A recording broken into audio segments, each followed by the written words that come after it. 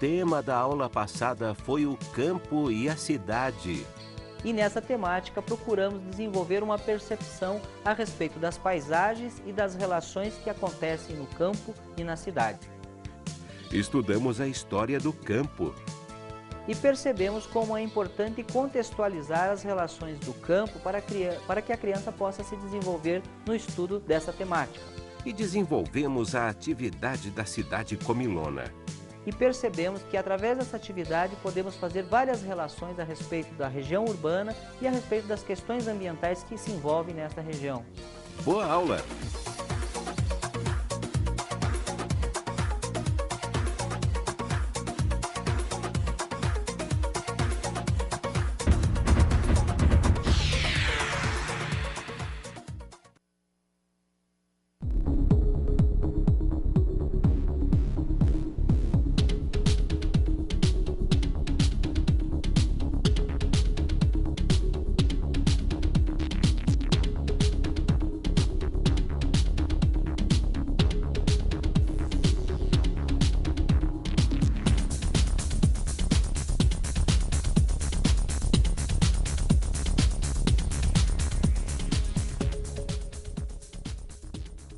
Olá pessoal, tudo bem com vocês? E aí pessoal, tudo bom? Oi gente, tudo bem? Vocês estão animados para a aula de hoje? Prontos para mais uma aula de prática educativa das ciências humanas com ênfase em geografia? Legal, vamos lá. A atividade de hoje, a proposta da aula de hoje tem o seguinte tema: as atividades produtivas. Como nós vimos nos nossos estudos anteriores, a evolução das técnicas de produção da humanidade promoveram uma diversificação na forma de ocupação do espaço geográfico. Foi através, então, das atividades de produção que a sociedade desenvolveu foram essas atividades que permitiram, então, o desenvolvimento da própria sociedade humana. O primeiro personagem dessa história da evolução do trabalho que conhecemos na história da humanidade foi o Homo habilis. Ô Paulo, Oi, Walter. me responde uma coisa aqui. Pois não. O que fez esse Homo habilis, hein, Paulo? Olha só, Walter, esse personagem da construção da história da humanidade foi muito importante. Foram as primeiras espécies de Homo habilis que surgiram na África por volta de 2 milhões de anos aproximadamente, Claro. que desenvolveram as primeiras técnicas de produção de artefatos. Sei. Artefatos que foram utilizados a princípio para perfurar, né, para raspar, Sei. né, para coletar, inclusive para coleta de frutas. Foi a atividade coletora primitiva. E esse foi o primeiro momento, então, do desenvolvimento de técnicas produtivas. Sei. A indústria da pedra lascada, como vocês já ouviram nas aulas anteriores, ela foi exatamente uma grande indústria desenvolvida pelo Homo habilis, né? Então, poderíamos dizer que ele seria o nosso ancestral no que diz respeito ao trabalho humano. Ah, entendi. Muito Legal. interessante, né? Bacana. Então, Paulo, oi. e no que diz respeito ao trabalho humano, não é nesta época que começou a divisão do trabalho? Olha só que interessante essa pergunta da Glorinha.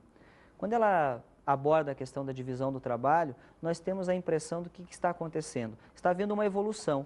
Glorinha, o que está acontecendo é o seguinte: na evolução, o trabalho de repente passa a ser dividido.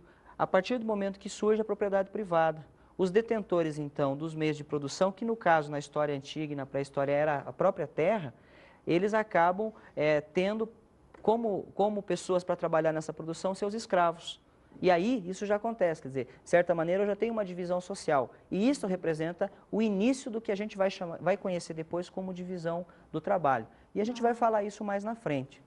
O que vale a pena registrar aqui nesse primeiro momento é que no desenvolvimento das técnicas produtivas, desde do início com o Homo habilis até hoje, nós temos alguns modos de produzir. E os mais conhecidos e estudados são o modo de produzir artesanal, a manufatura, que também vai se desenvolver num determinado período da história, e após a Revolução Industrial, a revolução das técnicas de produção, nós vamos ter o quê? Nós vamos ter a indústria como um novo modo de produção que surge pós-Revolução Industrial. Segundo alguns pesquisadores da história, da sociologia e da geografia, foi exatamente no momento da Revolução Industrial que acelera, então, a divisão do trabalho. Com o surgimento das máquinas, vai acontecer a divisão do trabalho. e isso a gente vai poder aprofundar também. Uma outra preocupação que muitos pesquisadores também trazem é que a partir do desenvolvimento da Revolução Industrial e do desenvolvimento da tecnologia, as desigualdades sociais, as desigualdades entre a humanidade aceleram-se a partir desse momento da grande Revolução Industrial. Paulo, Oi. é muito preocupante essa questão das desigualdades sociais, né? Me diz uma coisa, quando é que esse negócio de desigualdade social começou? Olha, Maria, como a gente estava falando no processo evolutivo, a primeira fase seria uma fase ainda onde o trabalho pelas sociedades coletoras e caçadoras era um trabalho coletivo. À medida que a terra começou a ser apropriada, né, por imperadores, guerreiros que montaram as primeiras grandes civilizações, começa a ser uma certa divisão. Havendo uma certa divisão de classe, nós podemos já afirmar que começa a ter então conflitos. Sempre desde o escravo, que passa a ser usado como mão de obra na atividade agrícola, passando depois, mais tarde, no período medieval, a ser um servo, que produz na terra e a riqueza passa a ser apropriada pelos senhores feudais, muito bem, Glorinha, lembrando um pouquinho da história, e que depois do processo da Revolução Industrial, a mecanização da produção vai acelerar ainda mais a divisão do trabalho. E com isso, Maria, vai acontecer o processo da desigualdade social. Por quê? O processo industrial, e por isso ficou marcado, o processo industrial acabou criando um novo ambiente geográfico que até então a gente não tinha visto na história da humanidade. As grandes aglomerações humanas, os grandes centros urbanos e industriais. E como consequência disso, já vimos também, né, Maria? Sim. O que aconteceu? Começam a acontecer as desigualdades, a exclusão social. Não há trabalho para todas as pessoas nos centros urbanos, o índice de desemprego aumenta. É alto, não é? A questão da concentração também traz indicadores de violência e exclusão social. Então, está colocado dentro do trabalho humano. Se nós entendermos o trabalho humano, nós vamos conseguir dar a explicação até por que está acontecendo com o nosso país hoje, ou com os outros países, né? E relativamente conhecer até o que se passa no mundo a partir do estudo do trabalho e das atividades agrícolas, das atividades produtivas, ok? Paulo. Oi. E eu acho que, pensando nisso, a gente pode até se preocupar quando elaborar as nossas aulas, né? E estar sempre acompanhando a realidade, a história dos nossos alunos, né? Como principalmente as dificuldades que os pais têm com o trabalho. Né? Isso é muito legal, que a Maria, que já tem a experiência, que já está em sala de aula, ela consegue perceber que os conflitos gerados pela sociedade contemporânea, a criança traz de casa, ela já traz essa experiência, ela já é capaz de fazer uma leitura a respeito dos conflitos sociais gerados pelas atividades produtivas. Por isso a importância do tema e por isso a gente vai dar uma analisada no nosso primeiro tema da aula de hoje, então. Vamos lá, pessoal? Vamos lá. O primeiro tema para a gente começar o trabalho. Claro. Ok? Feira de artesanato. Para o desenvolvimento dessa temática, nós vamos seguir o seguinte objetivo: reconhecer as atividades artesanais como fonte de organização das sociedades por meio da organização de um trabalho prático. Este trabalho prático consiste em construir na própria sala de aula uma feirinha de artesanato. Para o desenvolvimento, então, dessa proposta, são necessários materiais como papéis, papelão, sucatas, tinta, material de pintura e desenho, materiais que possam ser utilizados na confecção de bijuterias e tantas outras peças que a educadora tiver interesse em produzir com seus alunos. Poderão ser, então, utilizadas atividades da educação artística que permitirão construir essas peças de artesanato pelas crianças. Esse artesanato, então, será exposto pelas crianças que trabalharão em grupos e haverá todo um trabalho por trás disso com os conceitos da geografia. Como nós havíamos feito numa atividade anterior, onde as crianças brincavam também com a comercialização de produtos no mercadinho de brinquedo, a feira de artesanato também tem essa mesma estratégia. Possibilitar na inter-relação entre as crianças, nessa troca, desde a confecção do artesanato, a partir daí aprofundar a ideia do artesanato. O que seria então o artesanato? Que técnica é essa? Quem é esse profissional? Quem são essas pessoas as quais nós chamamos de artesão? E essa ideia, então, tem que ser passada para a criança a partir de contação de histórias. Podemos contar a história, por exemplo, do desenvolvimento da moeda, né, do surgimento da moeda, para que as crianças possam depois utilizar a moeda como troca, né, na feirinha. Podem ser trabalhadas a ideia de pequenas empresas, que a criança possa estar gerenciando a sua própria banquinha de artesanato, e tudo isso pode ser extremamente útil para a consolidação, né, para a construção daqueles conceitos de geografia que a gente vem tratando, para que a criança perceba que o artesanato é uma das grandes atividades humanas que deu origem, né, ao processo de produção dos bens que a humanidade necessitava. Ô Paulo, complementando Oi, esse Val. assunto, olha Oi. só, eu já que sou um aluno aplicado, eu fiz uma pesquisa antecipada, sabe? Eu Pois peguei e fiz uma reportagem com uma amiga minha que é artesã, que faz artesanato, e eu trouxe tudo pra gente ver, podemos Olha ver? só que legal, é uma É, coisa legal. interessante e essa é uma sugestão muito boa. Na verdade, quando você começar a fazer o trabalho sobre a questão do artesanato, é importante ver na sua cidade aonde se desenvolve essa atividade e fazer como o Walter fez. Ele já foi lá e pesquisou e já tem alguma coisa para mostrar. Vamos dar uma olhada nessas imagens que o Walter Vamos. coletou, que é essa entrevista que ele fez, pessoal? Vamos Ficou bem lá. bacana, vamos ver. Ah, Então legal, vamos dar uma Walter. olhada. Vamos Isso lá. aí. Esperto. Certo? Márcia, eu gostaria que você falasse um pouquinho para mim como é que é feito o artesanato, o que vocês produzem aqui no ateliê? Nós trabalhamos com duas linhas, com a parte de emborrachado, que segue uma linha de papelaria e peças personalizadas para lembranças, e com uma linha de caixas de madeira pintada. Bacana. Me diz mais uma coisa, como é que é feito esse processo? Assim, é todo artesanal, né? Ele é todo artesanal, porque nós utilizamos ferramentas simples, em alguns casos, para corte, no caso, né? Mas todo o processo é manual. Tá, e me diz uma coisa, quantas peças vocês chegam a produzir por dia? Vocês têm uma noção assim? Em média, 100 peças.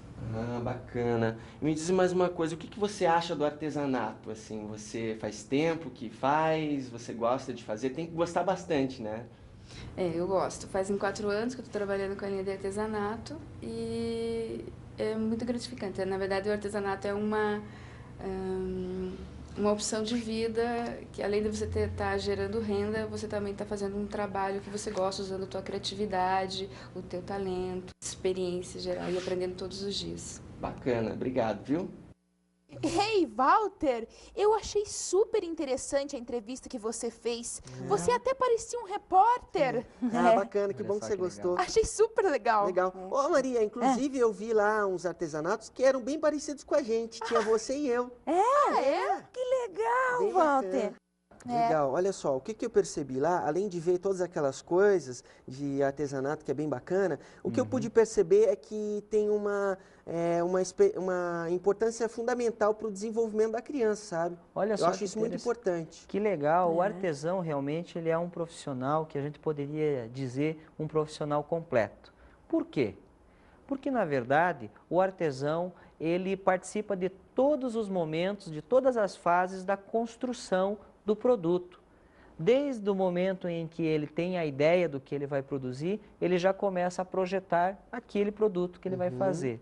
Sim. Ele também vai atrás da matéria-prima, né, retira essa matéria-prima e ele mesmo a transforma. Então ele participa do processo de confecção, constrói esse produto, elabora, né, dá o acabamento final e, por muitas vezes, acaba comercializando ou utilizando o próprio produto. Eu poderia dizer que esse tipo de trabalhador, então, ele é um trabalhador completo, porque ele participa de todas as fases do desenvolvimento do produto. Coisa que não aconteceu, por exemplo, lá com as manufaturas. Né? As manufaturas elas já foram mais fragmentadas, cada pessoa numa manufatura fazia uma fase do produto. E depois da Revolução Industrial a coisa ficou mais complicada, porque cada trabalhador acabava fazendo uma pequena parte só do que era produzido. Sim. Nós podemos dizer que o artesão, então, ele é um trabalhador extremamente qualificado porque ele está em todas as fases da produção de determinados bens. Olha só que interessante isso, Ô, né? Paulo. Oi. E ali a gente viu que a artesã dizendo que para ela é uma opção de vida. Né? Isso é interessante, né? Tem que ter muito amor no que faz também, né? Isso esse é o lado mais interessante do artesanato. As pessoas que desenvolvem o artesanato, na verdade, são pessoas que têm uma capacidade muito grande de projetar, de executar, né, de desenvolver produtos. E esse tipo de trabalhador nós precisamos estimular. E por isso que as crianças podem ser estimuladas estimulados através da prática do artesanato na sala de aula, a se tornarem cada vez pessoas que tenham maior capacidade para se integrar no próprio trabalho da sociedade humana. Isso é muito interessante se você for imaginar, por exemplo, que essa atividade que é desenvolvida nesse ateliê que o Walter visitou, né, e pelos depoimentos que nós vemos da artesã, ela coloca toda a sua sensibilidade no ato do seu trabalho. Talvez isso que a Maria fala é exatamente esse lado sensível. Um trabalhador que se sensibiliza sobre aquele trabalho que ele está executando. E talvez aí a grande diferença, né? Os produtos artesanais cada vez têm mais aceitação, as feiras de artesanato das grandes cidades cada vez crescem mais, e me parece que a população em geral tem uma predisposição a gostar mais, muitas vezes, do que é artesanal em relação, às vezes, do que é industrializado, né? Então, isso é dar um tratamento para um tipo de atividade humana que muitas vezes pode ser esquecida, às vezes, né? E que, na verdade, cada um de vocês pode ser um artesão, né? Produzir as suas roupas, né? Construir as suas coisas que usam no dia a dia e quem sabe as crianças também não sejam estimuladas a esse tipo de trabalho a partir de uma atividade como essa, por exemplo. É verdade. Não é? Bacana. Que legal. Então, pessoal, vamos para um rápido intervalo e já já nós voltamos.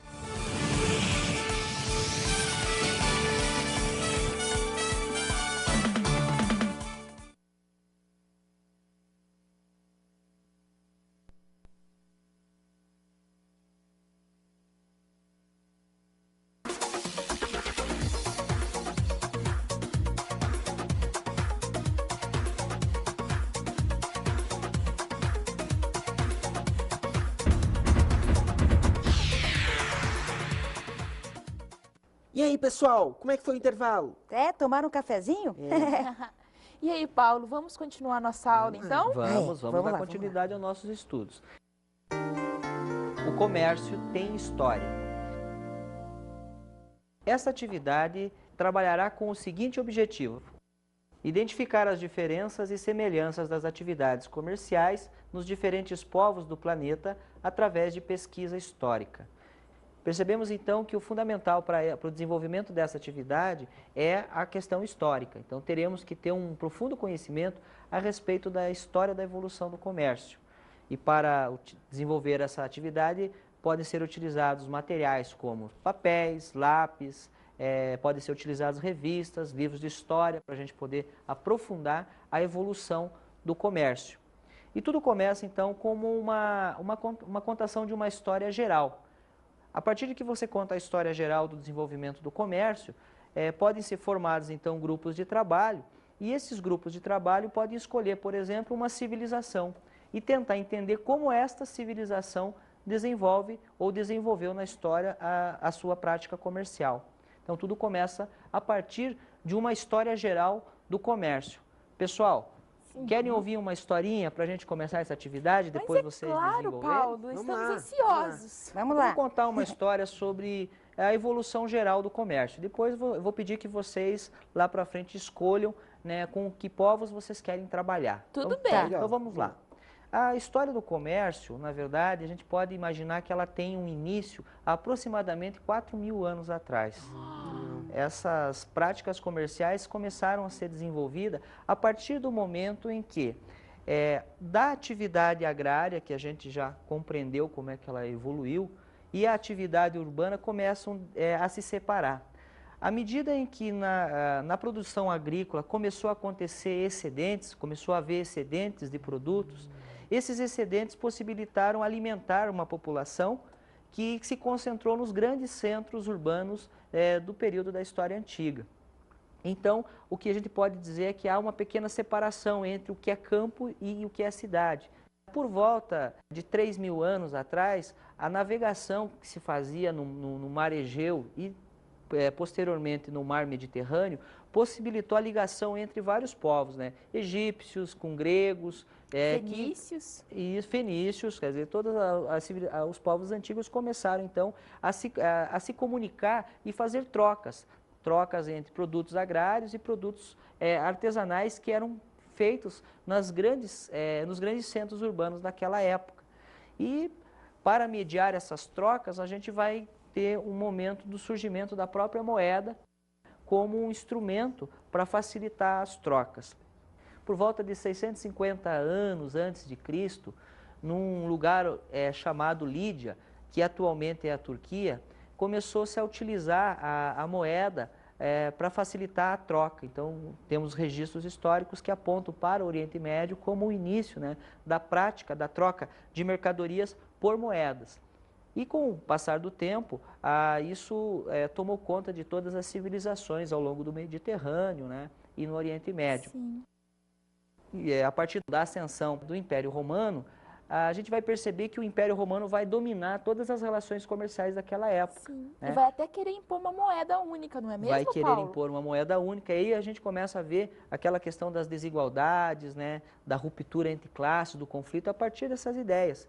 Então o imperador romano vai buscar dominar todos os portos comerciais daquela época e estabelecer a sua moeda, construiu uma rede de comunicação, as chamadas vias romanas, né, estradas que cortaram toda a Europa, e que atualmente ainda a gente consegue perceber na configuração das grandes estradas de rodagem que a Europa possui, nada mais são do que as antigas vias romanas que eram utilizadas pelos romanos para transportar mercadorias. Legal.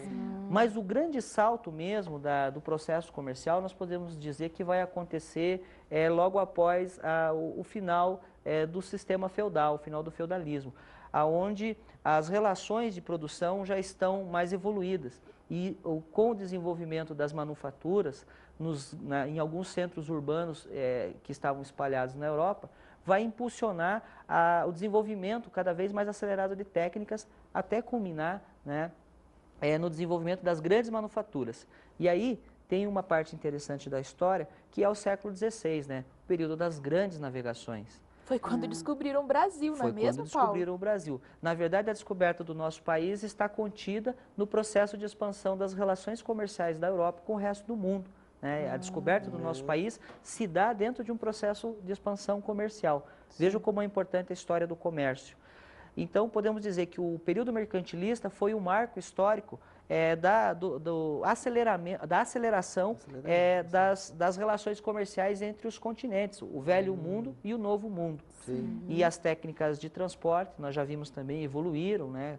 A navegação evolui e o transporte de mercadorias manufaturadas e matérias-primas começa a ser realizado.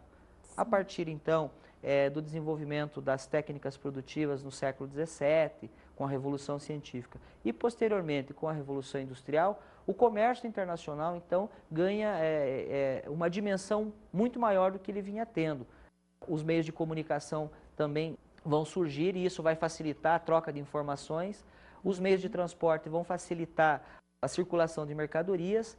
A unificação de algumas moedas vai facilitar as transações comerciais e tudo isso vai contribuir, então, para o desenvolvimento da atividade comercial no mundo. E atualmente, como vocês podem observar, nós podemos adquirir produtos, se quisermos, via internet. Veja a que ponto nós estamos da evolução do comércio. Sim. Nós podemos, se quisermos, acessar a Bolsa de Valores de Tóquio. Já pensou, Walter? Né? Você movimentando as suas ações da Bolsa de Valores de Tóquio. Minhas aplicações. As suas aplicações. Veja em que nível nós chegamos de desenvolvimento de relações comerciais. A facilidade que a gente tem hoje, né? O comércio internacional cada vez se organiza mais. Com a globalização, as relações econômicas vão se tornar efetivamente globais. E o comércio passa a ser, então, para nós, um objeto de estudo para fazer com que a criança compreenda, né, suas relações. Bacana isso aí. Legal. Legal. Passada essa história geral da evolução do comércio para vocês, eu gostaria que vocês, a partir daí, desenvolvessem uma atividade, buscassem, quem sabe, escolher um povo ou uma civilização e legal. tentar contar para a gente essa história específica de cada povo. O que vocês acham? Eu acho legal. Inclusive, Ô, Paulo. Paulo. Oi. Fala, Maria, desculpa. Oi, Maria. Desculpa. Ó, nós já pesquisamos. É verdade. Poxa vida, eu estou me surpreendendo com essa turma. A gente O que tem você estudado. pesquisou, Maria? Eu pesquisei sobre o comércio chinês. Legal. E eu pesquisei sobre o comércio árabe. E O eu, árabe? Paulo, sobre os japoneses. Olha. Que legal, nós vamos ter um panorama então de como desenvolveu-se o comércio na Ásia, né? Temos essa ideia. e poderemos depois comparar, porque eu falei um pouquinho da história da evolução na Europa, e depois eu quero ver o que é que vocês têm de informação para a gente conversar um pouquinho. Legal. Vamos ver o que vocês produziram? Vamos lá. Até o século VIII a.C., desenvolveu-se a agricultura e a metalurgia de cobre e bronze. Olha só. A partir de 700 a.C., ganham importância as cidades, o comércio, o artesanato e a fabricação de seda, tecidos e utensílios cerâmicos. Surge um sistema monetário e de pesos e medidas. Bem, a história é longa, mas resumindo, desde 1979, a economia da China vem crescendo 9,4% todo ano. Puxa, nem eu sabia que era tudo isso, viu, Paulo? É isso mesmo, Maria. Tem a ver um pouco com a história geral que eu já estava contando para vocês, né? E a sua pesquisa, Walter, como é que ficou? Então vou ler aqui uma pesquisa que eu fiz sobre o comércio árabe, tá legal? Pois não. Lê para nós, Então, vamos lá. Então vamos ver. Os árabes instituem um sistema de comércio único, que funciona com ligação entre o Ocidente e o Oriente. Surgiram assim os grandes centros comerciais, como Bagdá, Cairo e Damasco. Nas ciências, eles inventaram o ácido sulfúrico e o álcool. E também eu descobri nessa pesquisa que, com uma população global de 300 milhões, o mundo árabe é um dos mercados mais importantes. Legal, hein? Viram que interessante a importância que tem o mundo árabe no desenvolvimento das relações comerciais internacionais? Com certeza. Estou curioso para ver a pesquisa da Glorinha também. O que você descobriu, Glorinha? Paulo, e tem a minha pesquisa sobre o mercado do Japão, sabe? Então leia para a gente. Na verdade, o que eu pesquisei foram as relações comerciais, agrícolas entre o Brasil e o Japão. Tá joia? Que legal. Eu vou ler então. Vamos lá. O Japão é a segunda economia do mundo, com um PIB de aproximadamente 3,7 trilhões de dólares. Muito dinheiro, né, Paulo? Bastante. Após a Segunda Grande Guerra, ele sempre foi citado como um exemplo surpreendente de recuperação e reconstrução econômica. Em virtude da quase absoluta escassez de terras cultiváveis, Paulo, eu li um dia que o Japão é muito montanhoso, não é mesmo? Sim, ele tem um relevo muito montanhoso. Então, o Japão é o maior importador mundial de produtos agrícolas, tendo comprado de outros países mais de 46 bilhões de dólares em 1998. Puxa. Perceberam a importância da população japonesa para o desenvolvimento do comércio internacional? Sim. E você falou uma palavra que é muito interessante, é muito utilizada para a gente dimensionar a economia dos países, que foi uma sigla que você usou chamada PIB. PIB é Produto Interno Bruto. É a soma de tudo aquilo que é produzido dentro de um país, né, ao longo de um ano. Quer dizer, é isso que dá para os estudiosos da economia internacional a ideia de quais países, então, estão se desenvolvendo economicamente, quais países têm dificuldades econômicas, e dessa maneira esses países estabelecem suas relações comerciais. Ô, Paulo, mas e como é que faz para calcular esse PIB? Como é que é feito isso? Que eu não consigo entender muito. Eu também não. Cada país controla tudo aquilo que é produzido nos seus 3 setores, né? Como a gente já falou, no setor primário, no setor secundário e no setor terciário. Como todas as empresas, todas as indústrias, toda atividade econômica, ela é monitorada pelos governos dentro dos países, essas empresas prestam contas ao governo daquilo que produzem e, com base nisso, né, os institutos de pesquisas geográficas levantam os dados daquilo que é produzido, né, e que é vendido para fora, que se vende, né, que o país produz. E com isso chega-se ao cálculo da produção interna, né? Produto interno bruto. Né? Entendi. Claro que haverão despesas e depois isso vai gerar um outro processo econômico, um outro cálculo. Mas o PIB passa a ser isso. Então vocês, pelo jeito, conseguiram perceber as relações, né, internacionais, como que acontece. Na pesquisa deles, eles falaram de populações da Ásia e, para fazer um link com o que acontece hoje a nível, né, mundial, e uma fala importante da Glorinha foi a questão do Japão, é que depois da Segunda Guerra Mundial as coisas se complicaram um pouco nas relações internacionais. Né? Tivemos um período grande aí da Guerra Fria, que a história também explica para a gente, e depois do final da Guerra Fria, no finalzinho dos anos 80, começa um novo processo chamado globalização. Então vocês já estão apresentando alguns dados que falam da globalização, e a globalização ainda está em discussão, existem fóruns internacionais discutindo, que é o caso dos fóruns sociais, o Fórum Social Mundial, o Fórum Econômico Mundial, são 2 fóruns que estão debatendo a economia e o comércio internacional nos últimos anos. E vamos ver, muita coisa tem para surgir ainda, tem muita coisa para ser pesquisada, e essa pesquisa é mais uma contribuição para a gente entender como funcionam as relações comerciais. Nesse tipo de atividade é recomendável, então, que se formem grupos de trabalho, como nós formamos aqui, que essas pesquisas sejam feitas, sejam bem desenvolvidas, bem orientadas, para que tenha sucesso nessa atividade sobre a história do comércio internacional, né? Sobre a história das atividades do comércio. Legal, pessoal? Legal. Bacana. Então, caminhando, né, dando sequência às nossas atividades, a gente vai ver o terceiro tema, né, a terceira proposta de trabalho da aula de hoje. Vamos lá? Vamos, Paulo. Ok. O inventor de produtos, que terá como meta o seguinte objetivo: desenvolver as capacidades criativas e inventivas da criança na elaboração, construção e apresentação de um produto. Perceberam essa atividade, pessoal? Percebemos. Vocês vão ter uma tarefa diferente hoje. Vão ter que criar um produto. Ah, Para seremos isso, inventores, né? você já tem alguns materiais aqui. Eu gostaria que vocês pensassem um produto. Algo que vocês quisessem apresentar para as pessoas, criassem esse produto e vamos ver o nível de criatividade de vocês. Vamos lá?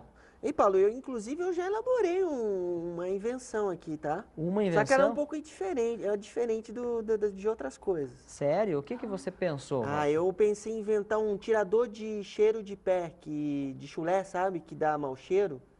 Você vai inventar? Vou. Existem alguns produtos já no mercado que são vendidos para conter os odores dos pés, né? Mas esse eu vou inventar, é meu só. Mas quem sabe essa sua invenção seja inovadora, né? Vamos lá. Paulo, Oi. e eu pensei em inventar um pente que penteia o cabelo sozinho, sabe? Um pente que penteia o cabelo sozinho? Sim.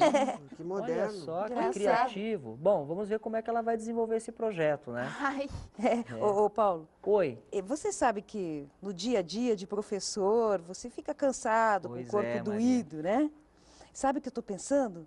Em fazer uma cadeira massagista. Nossa, que legal. Uma cadeira que massageia Que faça enquanto a gente massagem. está descansando, ela está massageando. Poxa, Já- vamos ver. Ô, viu, Paulo? Oi. Já tem uma dessas cadeiras aí no mercado, mas eu vou pensar numa diferente, sabe? Isso, essa é a ideia. A intenção é que você desenvolva a partir dessa ideia básica um projeto. Então, vamos à obra no projeto, né? Vamos ver lá. como é que fica esse projeto de vocês. Vamos. Legal, vamos lá.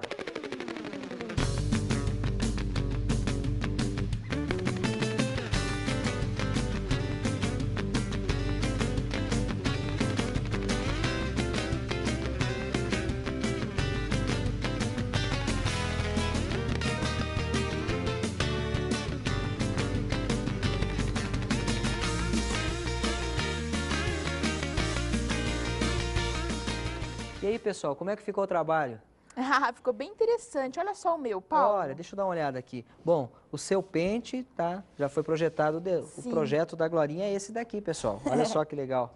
Paulo, Oi. é um pente para quem tem muita pressa enquanto escova os dentes. Olha só. Ou então para aquelas pessoas que têm preguiça mesmo de pentear o cabelo, sabe? E aí, deu para ver que você tem uma sugestão tecnológica interessante. Você colocou pilhas Sim. e, O pelo jeito, botão você de ligar. um botãozinho para fazer ele funcionar sozinho e ele vai trabalhar sozinho. Essa é a sua Aham. ideia. Isso mesmo, Paulo. Enquanto a pessoa escova o dente, vai penteando o cabelo, tá? Olha só que interessante. Bom, depois a gente vai conversar um pouquinho sobre esse teu trabalho, tá? Tá bom. Deixa eu dar uma olhada no teu, Maria, como é que ficou? Da Maria? Ah, o meu? É Aqui, ó, minha cadeira massagista. a sua cadeira massagista. É, Bom, a até Maria uma tinha pensado um mãozinha. produto que era o seguinte, era uma cadeira que, para professores, que auxiliaria enquanto ele descansava, ele também havia a massagem que estará sendo feita simultaneamente. É isso aqui então, né? Vai ter aí- um massageador, o que você tem aqui? Aí atrás, escondidinho, tem um botãozinho. Quando liga, os bracinhos começam a funcionar e pegar no bacana, hein? pescoço, Olha pegar só. no ombro, massagear. Público-alvo, então, serão os professores, é isso? Hã? Para o descanso dos professores. você tinha proposto. Isso. Olha só E que para legal. quem quiser também, né? Também para quem quiser. Esse aqui é o produto, Eu então, quero. desenvolvido pela Maria. Walter. Legal. Conta para nós aí um pouco do teu produto. Quero entender. Então, Paulo, é o seguinte, meu produto, ele é revolucionário, sabe? Ele funciona mesmo. Aqui, ó. Só que o meu produto é diferente, é uma experiência, na verdade, que eu fiz. Ah, uma experiência. Eu tô vendo que tem um desenho do projeto, assim, tem algumas coisas interessantes. Como é que vai ser essa experiência? Conta pra gente, Na Walter. verdade, ele tira o cheiro mesmo, sabe? Só que eu tenho que mostrar ali na bancadinha, que tá ali, ó. Então vamos lá, Vamos lá, então? Vamos lá, eu quero conferir? ver isso aí funcionando. Quero Vamos ver. lá, Vamos lá, então. pessoal. Licença, licença, vamos lá. Tchau, Val. Isso aí, tchau. Bora. Vai Isso lá. aí. Vamos lá, vamos lá. Vamos lá. Opa, bacana, bacana. Legal, legal. E aí, Walter? O que você vai apresentar pra gente aí? Ah, legal, hein? Então, eu trouxe uma solução aqui, na verdade, uma experiência que eu fiz, que vai tirar todos os problemas de cheiro, inclusive, Pois tal. esse foi o teu produto, vamos ver. Então, nesse recipiente ali, é o produto que eu não vou revelar, que é meu segredo, claro. Teu segredo industrial. Exato. Muito E nesse bem. outro aqui é o vinagre, tá? Esse é o combina. vinagre, a solução de vinagre, que eu vou misturar com outro produto, que eu não vou revelar, tá bom? Isso. Então Vamos ver. lá, então? Vamos. Vamos lá. Olha só. Legal, legal. Walter, você está se tornando um Misturando. cientista.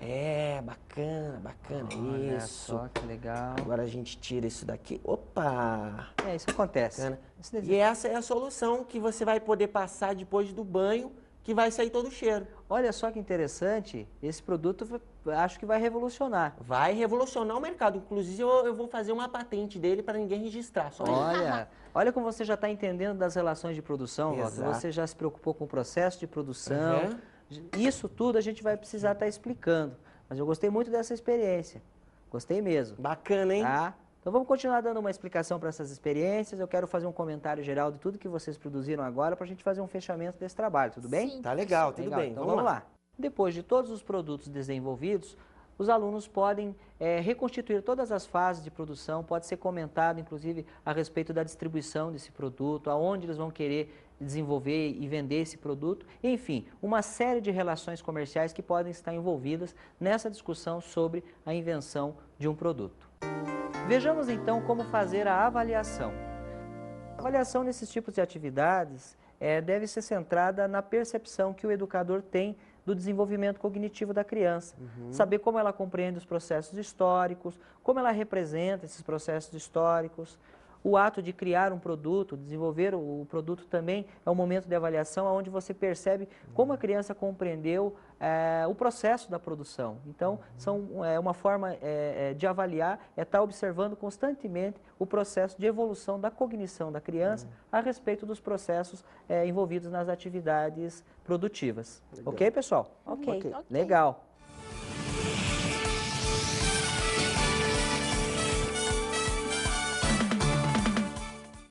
A nossa dica de estudo para hoje é a seguinte. Vamos pesquisar em livros de história sobre a civilização mundial, vamos pesquisar sobre a evolução do comércio na história também, podemos pesquisar também em recortes de jornal, revistas que falam da economia local da nossa cidade e com tudo isso teremos então o suporte para o desenvolvimento desta atividade. Até a próxima aula e bom estudo para vocês. Até a próxima! Tchau, Tchau. tchau. Tchau, gente. Tchau, É gente. isso aí. Até a próxima aula.